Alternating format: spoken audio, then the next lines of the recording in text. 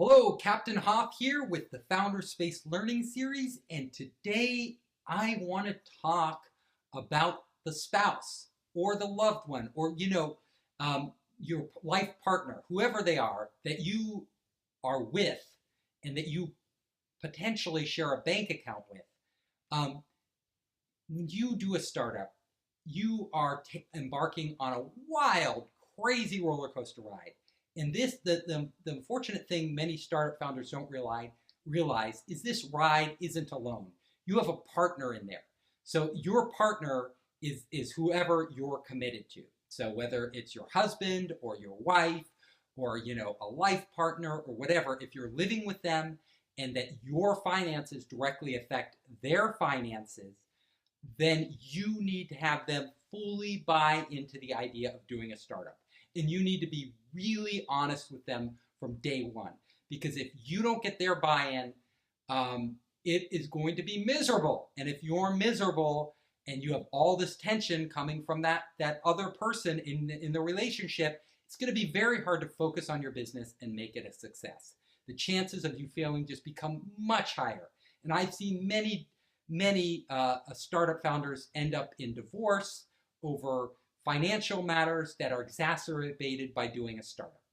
So, first of all, you guys and gals need to get together with your partners, your life partners, and really discuss what it means to do a startup. Number one, it's going to be a huge financial stress no matter what. I mean, very seldom is it not, unless you just are so lucky somebody writes you a check from day one and you never have anything else to worry about. Money's just flowing in.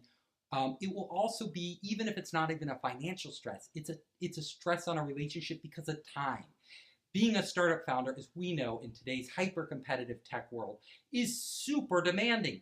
You will not be home for dinner many nights a week. You will be traveling for all over the place. You will have all these baggage from work and employees and investors, and there is stress coming at you all different ways. The last thing you need is your life partner to get home and have them upset at you for doing your job. No, they're like, where were you? What were you doing? You're spending crazy money. You're out all the time. You're traveling. What's going on? Where is our relationship? No, that person has to be bought in from day one.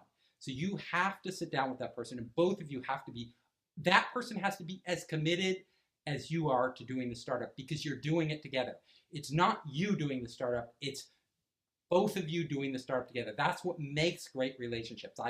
That's the core of a great relationship, is that whatever you do affects the other person, so you're doing it together, even if you think you're kind of doing it on your own. Like if they're not in the startup, they have a job or they're taking care of the kids or whatever, and you're doing the startup. No. You're both taking on this burden together. You have to both commit 100%. And if either of your personalities isn't right for this type of work, isn't cut out for it, don't do it. Life is too short. It's not worth it. Being an entrepreneur is one of many ways to live your life. And if your partner isn't as enthusiastic and committed as you are to this lifestyle, then it's just, if you value that relationship, you're just gonna take a risk of ruining it. So the lesson for today is, don't take that risk if you don't